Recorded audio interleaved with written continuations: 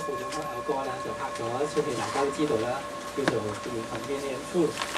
咁喺香港咧就譯做絕望真相。咁呢個明知係騙局嚟嘅嚇，根本就唔係絕望嘅問題。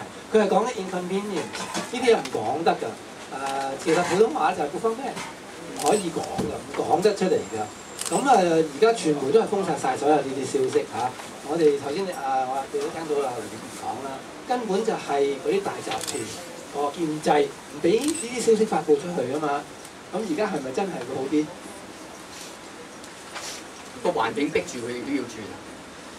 佢知道佢自己都會死㗎嘛，因為冇幾多年玩，佢自己啲錢都佢自己都有仔仔女女㗎嘛，佢都要做啲嘢嘅。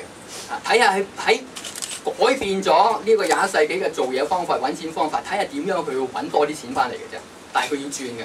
大公司、石油公司 BP 咁一早佢已經係做緊太陽能板㗎啦，佢已經預備嘅。嗱呢咪有遠見咯。嗱希望佢真係改變過嚟啦。由石油嗰邊唔掂啊，根本咧就嚟冇啦，根本咧就嚟冇。如果全世界，我啱啱先睇完個 video， 如果全世界嘅生活方式好似美國咁，人食 hamburger 食肉，個石油仲有13年就冇啦，玩完。